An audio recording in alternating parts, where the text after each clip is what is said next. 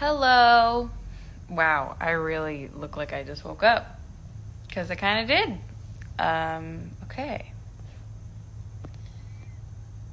Let's get this going.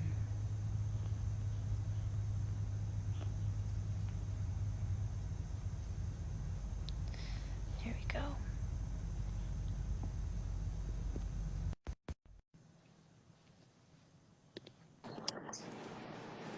Hey, Well, that was easy and quick.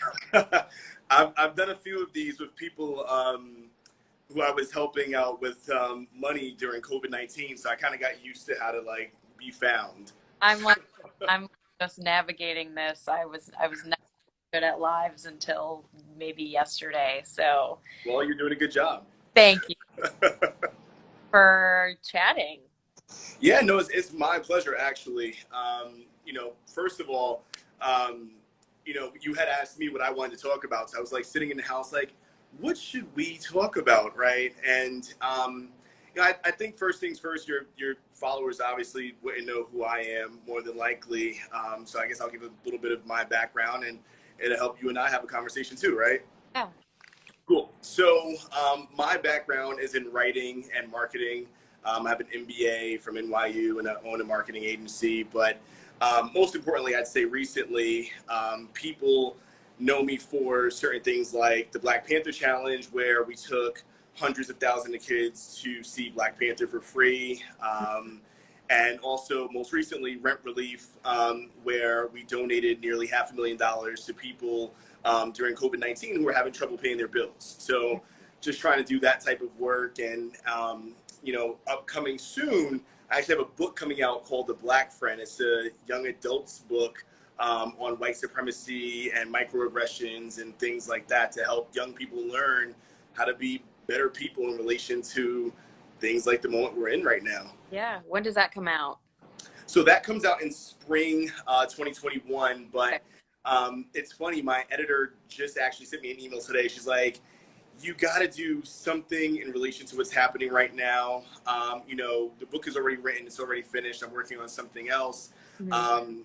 But it's hard not to talk about this moment in terms of police brutality, this moment in terms of anti-blackness, things of that nature. And Mhm. the reality though is that this is not the book that I ever wanted to write first, right? Like I'm like a big Harry Potter fan and like Sure. Lord of the Rings guy. So I Yeah. always thought my first book would be like some big epic fantasy. Uh-huh. But when you're black, a lot of times you have to do what you have to do, not necessarily what you want to do. Um, so this is something that needed to be written, and I hope that people enjoy it. That's wonderful. I can't wait to read it. Yeah, yeah. So I see that you've been out doing all these amazing things and fighting for, equality and justice and so on and so forth. How's that been? I went to a protest yesterday. It was really powerful. It was peaceful protest. It was the LGBTQ community going. We were in West Hollywood. Uh, yeah, really, it was just so powerful, and it felt like such the right thing to do. It just like warmed my heart to see so many people coming together to fight for the same thing, and Mhm. tell everyone there is there for the right reason. And it just feels really powerful. Feels it just feels right. It feels good to be doing that. And my friend and I walked home from the protest, holding up our signs, and his sign said "one human race," and my sign said "convict those with blood on their hands." And we got a lot of honks from cars on the way when we were driving. Like, yeah, like thanks for supporting us. So it just felt good. It felt good, and I think it feels it feels right and important talking to people right now to be letting you talk about your experience and just to hear what you have to say and let an audience that maybe you otherwise might not be able to reach hear what you have to say. I kind of just want to amplify other people's voices right now because I think that's the important thing that I can do. Yeah. So I would love to just have to say, and I'm just like all ears. Yeah. Yeah, you know, it's something I've been thinking about because though, you know, my 30-something thousand Instagram followers are not 20-something million, right? You know, it's still privilege always in relation to somebody else. And it's always an opportunity to learn from other people, right? So, you know, for me, I'm always learning in relation to women, for instance, right? Like how to combat patriarchy, and then also the LGBTQ plus community. Being someone who's a cisgendered heterosexual male, you know, there's always learning that we all need to be doing and getting better. So I think that these opportunities, you know, that you're providing are ones that I provide on a much smaller scale, but we all need to be doing it for each other, right? Because that's the only way we can grow and learn, and things of that nature. But I do have a question for you, though. So you have this huge platform, and you're super young. And how does it feel to be someone who, I would imagine that when like a Trayvon Martin happened, you were maybe like a teenager, right? Yeah. Okay. So how does it feel now with your platform and all this new privilege, not just white privilege, but celebrity privilege, to see some of your peers not kind of doing the same thing at times? I guess it feels, I think some people maybe don't think I think you either have a couple things. You have people who are really passionate about it, who are really ready to talk about the issues and who are really passionate about it. And then you have the people who kind of feel like they have to talk about it. Like they're, you know, they'll do like an Instagram post and be like, okay, people know that I'm not racist now. And then you have the people who don't say there because they don't feel the need to say anything. And I personally, I can't decide that's actually helping things. I don't Yeah. think Instagram post can educate people, but I mean, like there's so many things floating around right now. It's hard to, it doesn't think that way for me. Reading an Instagram post, not a for me. I need Yeah. to be boots on the ground at a protest. I need to hear from you as well, and the people that I've talked to already. I need to communicate. I'm not learning anything from an Instagram blackout, you know? So I Yeah. think I want to take it a step further and really just what what offer audience or to a white person like me who's just trying to be an ally and do the best that I can with my, you know, I'm like, I have a platform. Yeah. That's what I can offer. So please have it, you know? Yeah, yeah, yeah. No, and I think that, you know, for lack of a better term, that's super dope. You know, it really is this thing where people want instant gratification as opposed to change, or they think that instant gratification is going to equal change. You know, and I don't even think it's just white people. I think a lot of non-black people right now, just in general, need to be focused on how can I support the black community at this moment in time, right? Not just with platforms, but you know, even if you have 2 followers, sharing information could ultimately save someone's life, right? Like we were at a protest the other day, and I saw something I've never seen in my entire life going to protest. As we were walking up to police officers, you know, these white young people ran up to the front to put their physical bodies in front of us, you know, as a way of using their privilege so that, you know, police wouldn't assault us necessarily. And how did you feel about that? Like, were you? Yeah, I mean, it gave me hope, honestly. You know, it gave me a little ray of hope because I've been doing this for quite some time, you know, and it gets to feel like you're on an island with the few people who care with you, right? Like, and sometimes there's white people for sure, but there's always this like baseline of misunderstanding. Like before Sure. you can even get to protest, you're like, no, it's not all lives matter for these reasons and this and that and the third. And now all of a sudden there's a lot of people like, yeah, we're past that.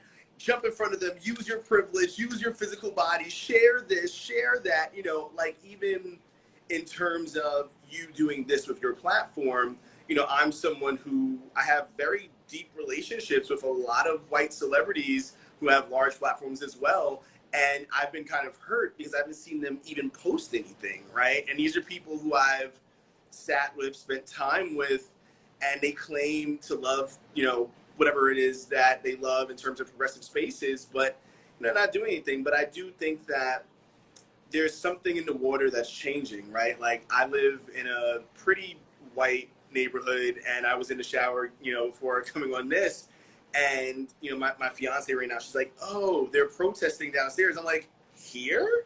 She's like, yeah, the white people are protesting downstairs. She's like, it's not a lot of them, but they're there.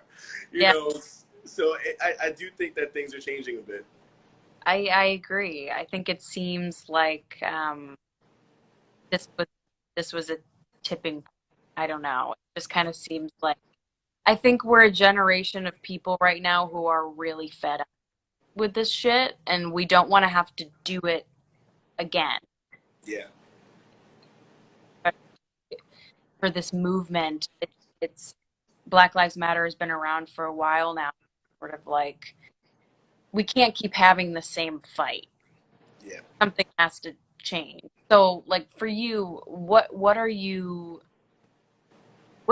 hope? What would be like the best thing that could come out of this? Do you think?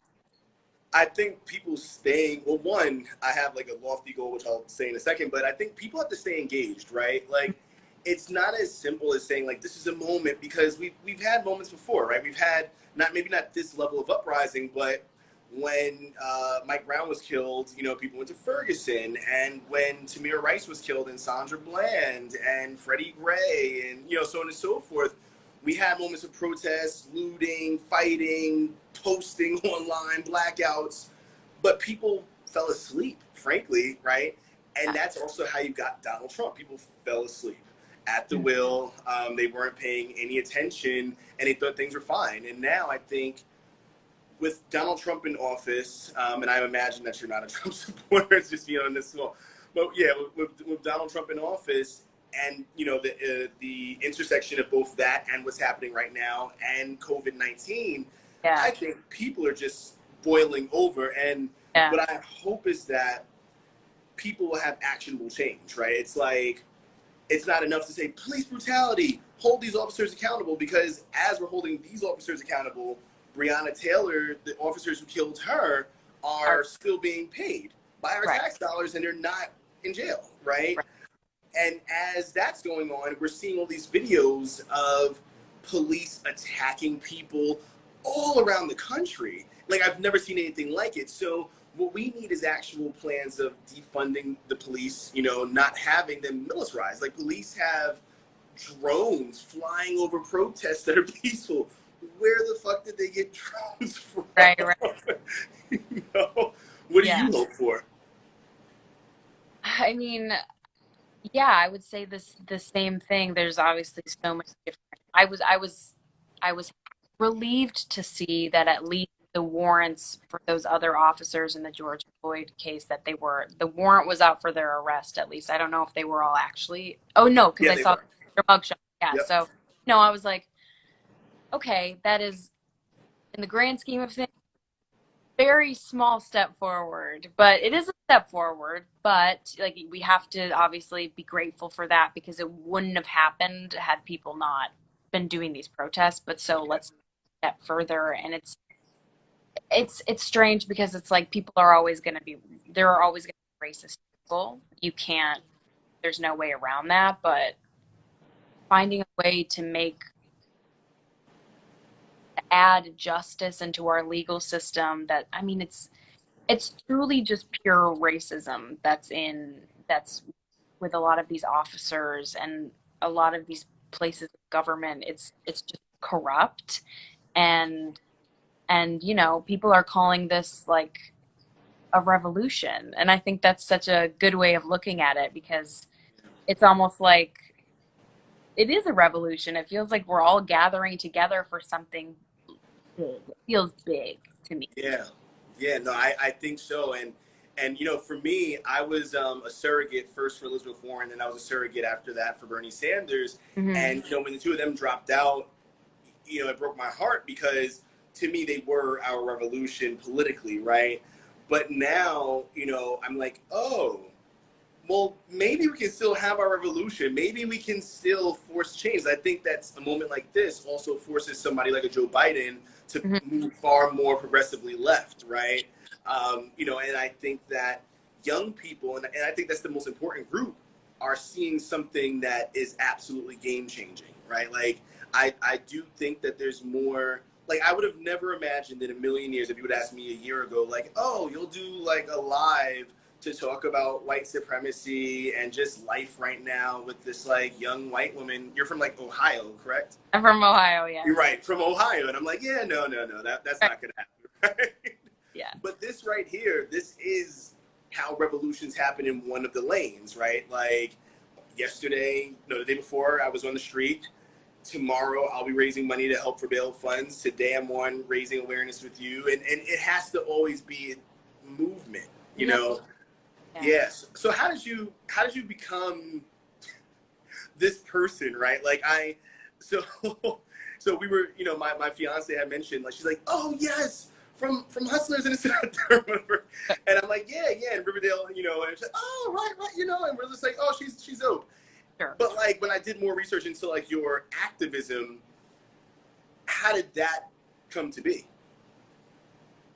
I've always been a pretty outspoken person. I kind of just felt I've always been so impassioned to speak about that. Usually about things that like piss me off. I'm always like one to talk about it. I'll talk about the fact that I hate Donald Trump. I don't care. I'll tell the world. I fucking hate that guy. I'm gonna talk about it. If it like lights a fire inside of me, I'm gonna talk about it.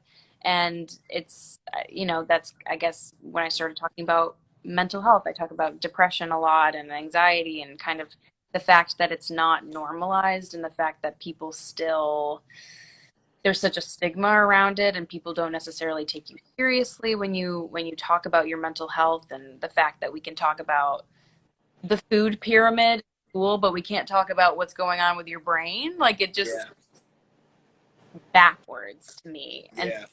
it lights a fire in me to talk. And I think there's nothing more important than right now to talk about what right now. Talk about how the fact that I am a white woman who I'm realizing the extent of my privilege, and it makes me feel sorry, my dog is playing with a squeaky toy of all things. Um, I think a lot of us are realizing the extent of our privilege, and just being able to, if one white person can walk away from this going, oh shit, I do have white privilege, like I'm understanding what white privilege is, I think that's a small success. I think that's important. I think yeah, yes, small steps. I'm just trying to. Yeah, no, I completely agree, and I hear you. It's interesting because, like I said earlier, there's like a mode, or a moment rather, that I had to be in around like patriarchy. I remember first hearing about like, I always knew that like men's rights and the way we were treated in society was different, but I'm also Black, so it's always like a weird thing to process. But when I really started reading certain authors, right, like Toni Morrison and people like that, and like, oh, right, and even seeing, I saw a quote earlier. It was like, if 50 men called a woman a hoe, you would believe them. But if 50 women call a man a rapist, then it's, you have to look into it further. And I'm like, yeah.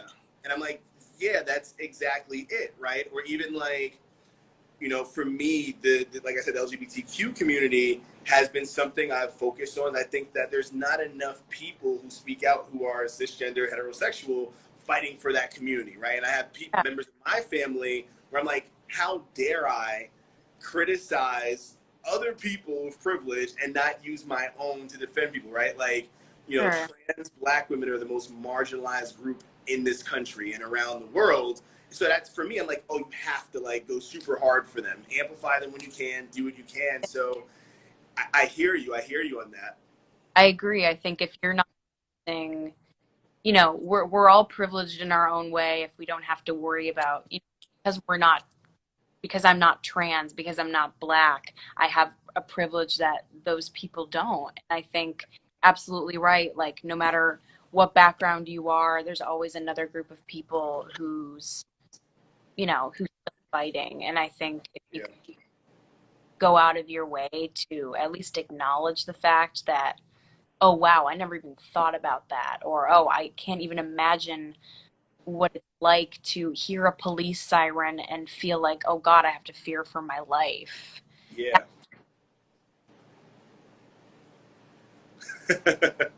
Just, it's powerful to come to that realization. I've had people reach out to me after doing lives and they're talking to me and they're like, it's interesting. I've realized who my real friend during this. And I'm Yeah. like, oh, have you experienced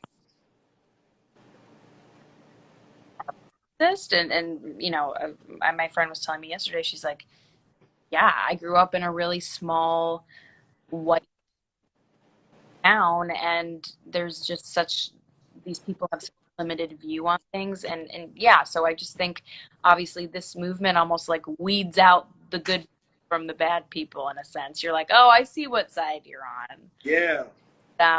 I want to be on the right side, obviously. Yeah, yeah. No, you're 100% right. And I think to comment on, like, as you're saying certain things, I have like certain nuggets in my head.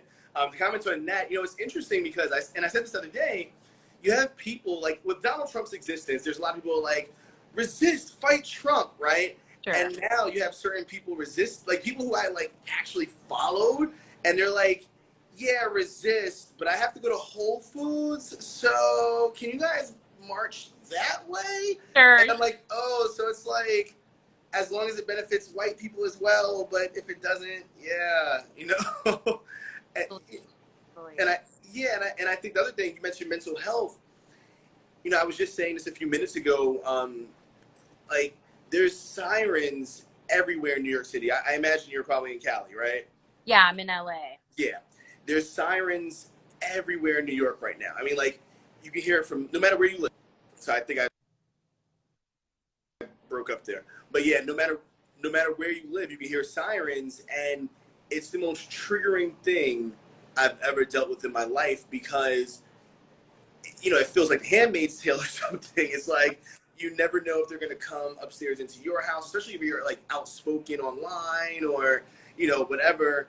And it's bad for the mental health, right? Like, as like yourself, I'm someone who likes to focus on mental health. I think that's deeply important, especially for people who are on the margins, black and brown people who, from the time that you're born, you have to automatically live with this like PTSD, right?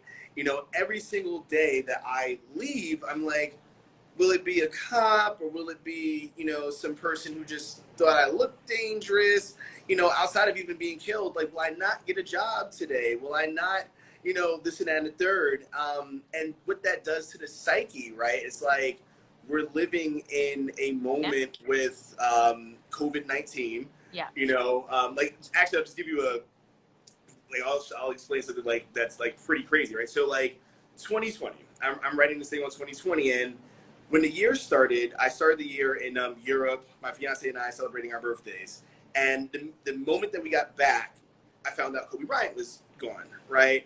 And you know, Kobe had a very interesting past, and it, you know, there's mixed things to it. But in terms of being a basketball player solely, he was an idol for millions of people around the world, right? And especially young black kids, he was like our Michael Jordan-esque figure. Sure. So finding out that he was gone in such a tragic way with his daughter, nonetheless, and his other families was absolutely devastating for me. Like, and it was the day before my birthday, and I spent my birthday just heartbroken.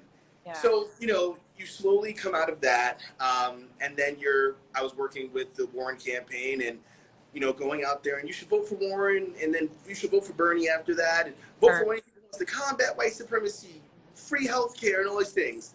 No, we don't want that. So I'm like, oh, heartbroken again. This is all still the beginning of 2020. Then COVID-19 hits, and you know, it disproportionately impacts black and brown communities. So now I have all these people in my life who are dealing with the hardship of it. So I say, okay, great. I'm going to start a campaign and raise money for people. So I do that. And now, you know, you have all these white people like, why didn't you help me? I'm like, I'm trying, right? And this happens, and I'm going through all these different things. Yeah. My uncle passes away, right? Like, my uncle passes away, and I'm trying to process that. And as I'm processing that, Ahmaud Arbery is killed, right? So I'm like, okay, we're gonna go camping. So my fiance, my little cousin, and his friend, we went camping just to get away, get some air, away from COVID, away from everybody, just to get our minds together. We after camping for the weekend, we finally leave, you know, the woods, and we get service. We find out, oh, white woman calls cop on black man in Central Park for walking, while she's walking her dog, and he's bird watching. Yeah. Okay. 20 minutes later, police kneel on black man's neck and murder him. Yeah. And, you know, there's never really a moment to catch a breath, you know, in that mental health space, you know? So I think that that's important that you did mention that, because I think so many people are grappling with so much. And I think even for myself, while I'm out here now, I'm like, okay, I guess I'll protest, and I guess I'll fight, and I guess I'll use my platform. And I'm like, every day, like, when's the moment that you're going to break? Yeah. It's so much. Yeah. It's much. Yeah. It's like the rest of the opposite. Okay. Yeah. Good. But we still got a lot going on. Yeah. Yeah. It's, you know, it's a lot. And so how are you? I mean, again, you have this large platform, and with that large platform and celebrity life, you have a lot of expectations, I imagine. You know, you exist in this big space where right now you have 15,000 people watching what you're saying. So how is that and your mental health during this moment? During this moment, I mean, I feel like I almost just can't complain, because this moment is so not about me. It's how I feel. I feel like whatever energy right now, I also think it's kind of, I mean, it's strange that the world's kind of at a standstill because of COVID. It kind of gives everyone an opportunity. I think people were craving feeling united with other people, obviously because of COVID. We all felt isolated. And this is like, what's the opposite of isolation? Protest with thousands and thousands of people. Right. And to be honest, I don't know if this would have happened if COVID wasn't happening, because for some reason, I mean, it gave us a chance, all of us online, to kind of turn to each other. Clearly, I'm not saying COVID was a blessing, but what did come of it was an opportunity for all of us to kind of look at each other. Yeah. And, you know, we're staring at our phones all day. We're inevitably looking at what the world is doing. Yeah. In a way, you know, if you're going to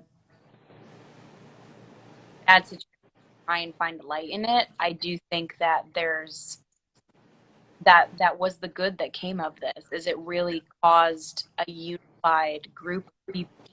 Like, we're done with this. We're going to fight this now. Now's our time to do it. People are listening, and people are listening. Whereas, you know, if the life was still going on, it would be easier to do more. Yeah. No, I completely disagree with that. I think that it's kind of like the perfect storm of things had to exist for this moment to take place, right? Yeah. It's like there's just so much there, and I think now we're in this really interesting moment, which I don't know how to navigate, where a lot of people are engaged and a lot of white people are engaged, and that's awesome. But, you know, there's like this this influx of like white people like, hey, can you help me? Can you help me? Can you help me? I'm trying to learn. Sure. And, you know, what the conversation is on the other side, especially amongst black people right now, at least in like a activist and writer space, whatever, is how do we make sure that white people are listening to the right black people, right? And I think that that's interesting, because there are a lot of black people. Well, one, I would say listen to other black people about other black people. Because there's some lists that I've seen come out, for instance, of like, support this organization, and all of us are like, they're stealing money, or like, support this one person, and we're like, we all hate that person, right? Sure. Or there's a history of like misogyny, or there's a history, things like that. That person's homophobic, So that's been something that we've been trying to talk amongst ourselves about, like how to steer white people in the right direction for information, progressive action and agenda and things like that. Yeah. As I imagine you're getting things from all sorts of directions on like, amplify this person, amplify that person. Yeah. I honestly, like, people I would send me activists to look at, like, Yeah. I talk to, and I've sent a lot of people, and it's like, I'm like, oh, this person's a model, and I'm like, okay, that's great, good for them, like, they're gorgeous. I don't know if they're gonna really add to the conversation in the way that I'm looking for right now. Yeah.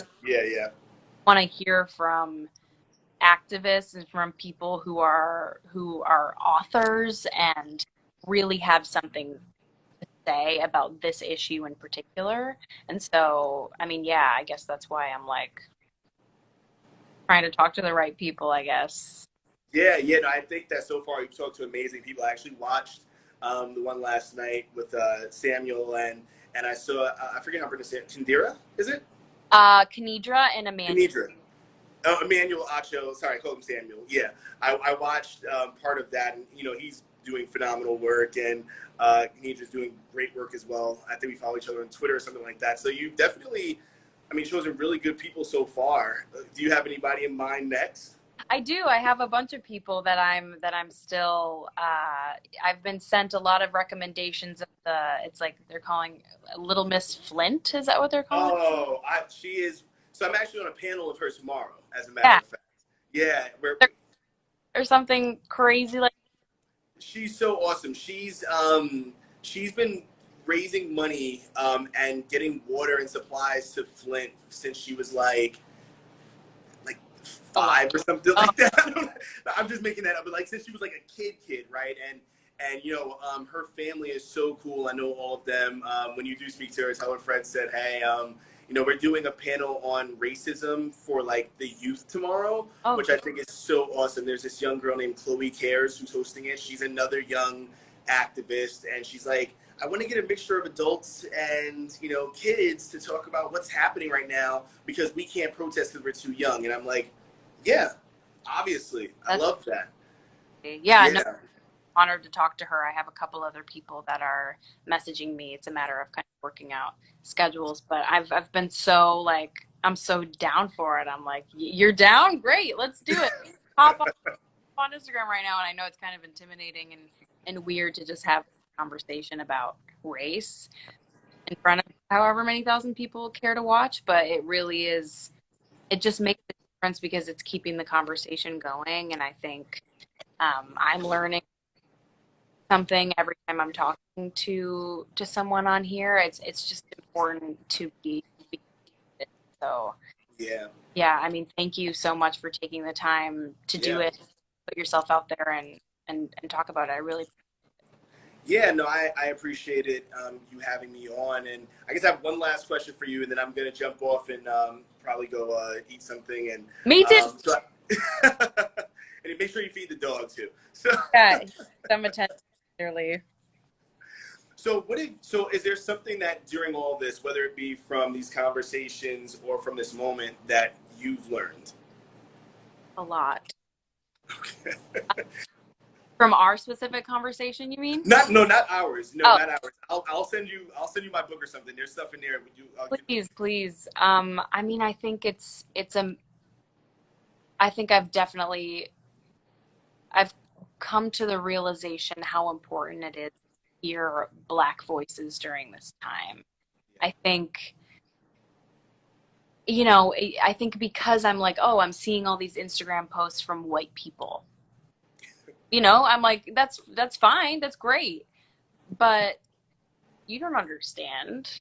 I don't understand the full extent of what it's like to be judged by the color of your skin. So seeing these motivational posts and like, it's great, obviously, like that's what you should be doing, you should be sharing, but it's not as impactful as hearing you talk about it, or someone who's actually experiencing this talk about it. It's just like I'm learning a lot from people who are experiencing it firsthand, rather than like me sitting in a group full of white people being like, what can we do? Like, let's just listen. I just want to Yeah. listen. I really want to listen. I want to sit back and hear everything that anyone wants to tell me about this, so I can just learn. And so that's the most important thing out of all this, I think, because it's, yeah, being active and doing stuff and boots on the ground, so important. You also need to know what you're fighting for. Yeah. Educated about what you're fighting for. And I think a lot of people who are at these protests, I don't know, maybe not, maybe just don't really get it. Like, they're like, yeah, Black Lives Matter, but there's not really like maybe not a substance there yet. And I think Yeah. just talking to you and understanding, talking to people who are actually going through this on a personal level because of the color of their skin, it means so much more than just talking to other privileged people, you know? Yeah, I mean, I think that that's real, and that's kind of what I'll just leave everybody with. Is like that call to action. It's so important to listen to people. You know, if people follow the people who you amplify and people learn from them, this Yeah. is not about right now. It's not even about tomorrow. It's not about the next day. It's about the work being years of work, right? And learning, right? Like not every single thing is going to be said in a book. Not every single thing is going to be said in an article. You actually learn from just watching how people exist and the things they go through, right? You know, a lot of people have told me that they've gotten so much about the world just from seeing my stories from my day, right? There's been times that just in my day, I'm like, oh, there goes a cop who is acting, you know, really hostile towards me, and I've been dealing with this since I was 9 years old, you Yeah. know, and people like, oh, you didn't write anything, but that one thing that you said on Instagram or Twitter changed my entire perspective. So, you know, that's just, I guess, what I'll leave everybody with. And obviously, I appreciate you and thank you. It's just, you know, do what she's doing. Follow people, learn from people, grow, engage, because it's not just about saying Black Lives Matter. It's about learning what that means. It's about learning what trans lives matter means. It's about learning what believe women means. It's about learning what all these movements actually mean. Yeah, I agree. Yeah. Thank you. Really appreciate it. Have a good Appreciate it. day. You too. Get your food. You too. See you later. Thank you. Bye.